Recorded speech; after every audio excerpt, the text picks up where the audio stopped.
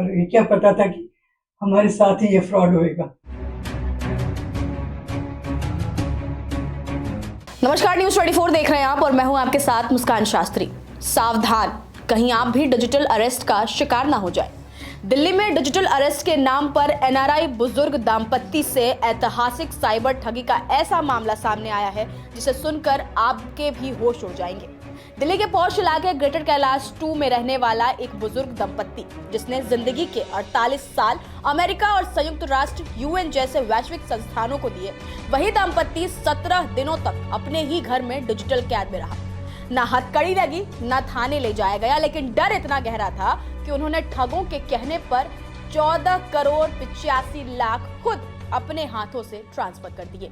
ये कहानी है डॉक्टर ओम तनेजा और उनकी पत्नी डॉक्टर इंदिरा तनेजा की, और ये कहानी भारत में तेजी से फैल रहे एक नए साइबर अपराध की भयावह तस्वीर पेश करती है। तो चलिए अब इस डिजिटल स्कैम की पूरी कहानी आपको विस्तार से बताते हैं और इससे कैसे बचेंगे, क्या करेंगे, वो सब भी जानेंगे। अब सवाल है कि आखिर कैसे शुरू हुई ठगी, 15 करोड़ की ठगी। तो दरअसल 77 साल की डॉक्टर इंदिरा तनेजा के मुताबिक 24 दिसंबर 2025 को उनके पास एक फोन कॉल आता है।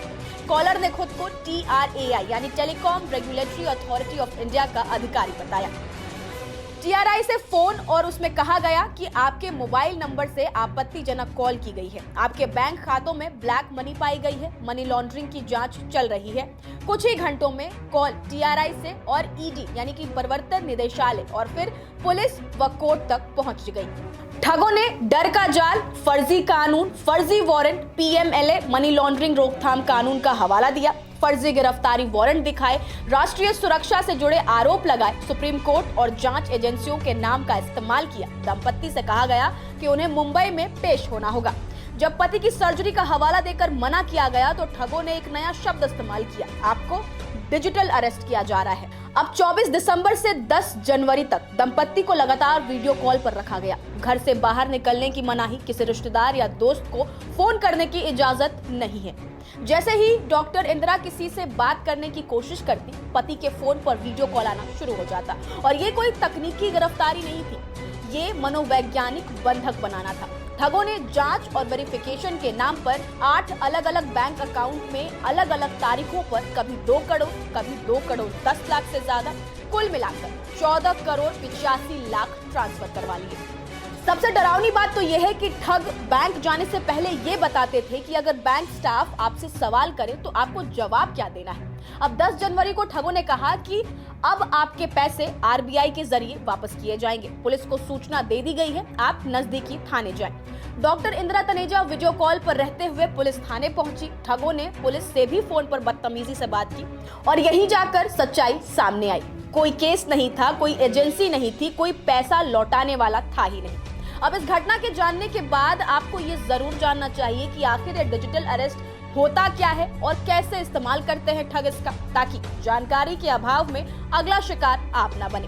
तो जान लेते हैं कि डिजिटल अरेस्ट आखिर होता क्या है और ये क्यों इतना खतरनाक स्कैम है। डिजिटल अरेस्ट कोई कानूनी प्रक्रिया नहीं है, भारतीय कानून में ऐसा कोई शब्द मौजूद नहीं है। ये एक साइबर फ्रॉड मॉडल है जिसमें ठग खुद को police, CBI, ED, NIA, customs अधिकारी बताते हैं। डर, शर्म और इज्जत खोने के भय से शिकार को अलग थलग कर देते हैं। घंटों दिनों तक वीडियो कॉल पर मानसिक दबाव बनाते हैं। ये अपराध शरीर पर नहीं, दिमाग पर हमला करता है। अब सवाल है कि क्यों बुजुर्ग और पढ़े लिखे लोग शिकार बन रहे हैं। तो ऐसा इसलिए है क्योंकि वो सिस्टम पर भरोसा करते हैं, कानून से डरते हैं, सामाजिक बदनामी से घबराते हैं, अकेले फैसले लेते हैं और यही भरोसा ठगों का हथियार बन जाता है। अच्छा, ऑल ओवर द वर्ल्ड। और इंडियन को ये डिस्टिंग्विश्ड लेक्चरर भी हैं अपनी अपनी अमेरिकन सोसाइटी से। तो हम इन्होंने कोई 25-30 कंट्रीज में लेक्चर्स दिए हुए हैं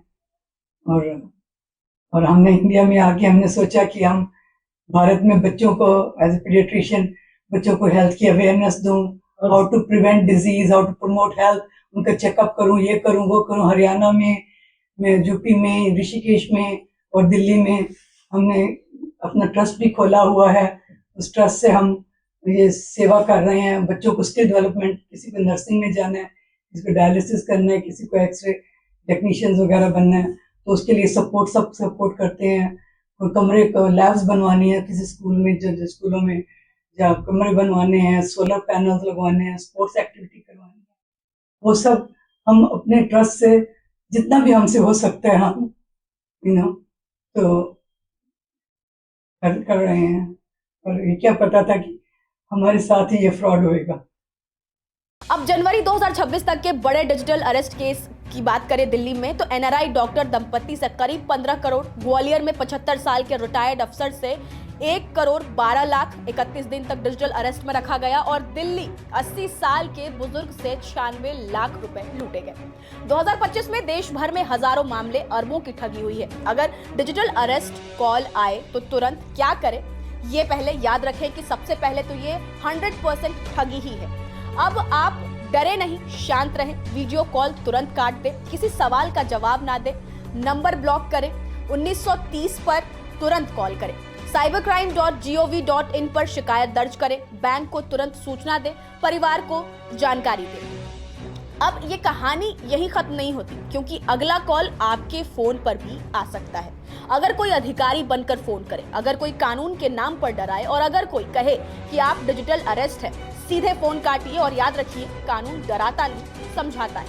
सरकार वीडियो कॉल पर पैसे कभी नहीं मांगती और डिजिटल अरेस्ट नाम की कोई चीज ही नहीं होती। आज ये दंपत्ति शिकार बने हैं, कल कोई और हो सकता है, आपके माता पिता, आपके दादा दादी या आप खुद। इसीलिए चुप मत रहिए, डरिए मत और सबसे जरूरी, अकेले मत पड़िए। ये अपराध सिर्फ पैसों की चोरी नहीं है, ये सम्मान, सुरक्षा और मानसिक शांति की लूट है। जब तक डिजिटल अरेस्ट जैसे शब्दों को समाज पहचानना नहीं सीखेगा, तब तक अगला शिकार कोई और बुजुर्ग या फिर कोई परिवार होगा। तो सावधान रहें, सतर्क रहें और इस वीडियो को ज्यादा से ज्यादा शेयर करें। नमस्कार, मैं हूं मानक गुप्ता।